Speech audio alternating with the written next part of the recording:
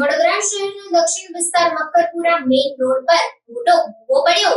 વડોદરા શહેરના દક્ષિણ વિસ્તાર મકરપુરા મેઇન રોડ પર મોટો ભૂવો પડ્યો. કારેલીબાગનો મહાકાય ભૂવો હજુ સુધી પૂરવામાં આવ્યો નથી. બીજી તરફ શહેરના વિવિધ વિસ્તારોમાં ભૂવા પડવાની ઘટનાઓ બની રહી છે. વરસાદની મોસમ ચાલી રહી છે, સાથે પાલિકાની પોલ ખુલી રહી છે.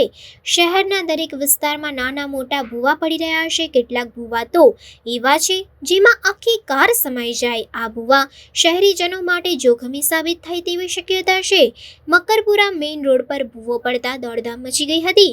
ઘટનાની જાણ થતાં ફાયર બ્રિગેડની ટીમે સ્થળ પર પહોંચી ભૂવાની આસપાસ બેરીગેટિંગ કર્યું હતું. પાલિકાની કામગીરી અને કોન્ટ્રાક્ટરો દ્વારા કરાતા તકલાદી કામો પર અનેક સવાલો ઊભા થયા છે. શહેરમાં દરેક વિસ્તારમાં ભૂવા પડી રહ્યા છે અને રોડ તૂટી રહ્યા છે.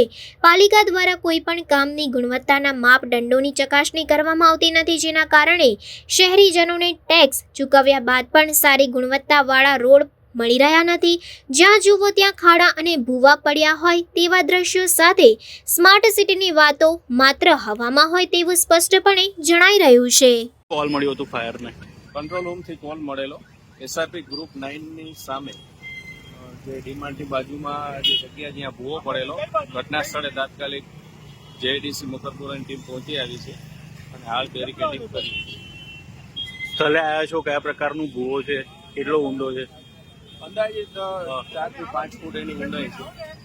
કઈ રીતે પડે તપાસનો વિષય.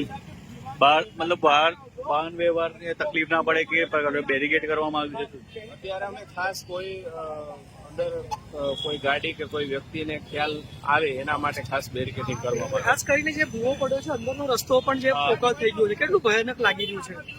બસ એ જ એના અનુલક્ષીને અમે બોર્ડને જાણ કરી છે અને બોર્ડ છે એની કામગીરી ટૂંક સમયમાં શરૂ. શું નામ છે? HK ગઢવી.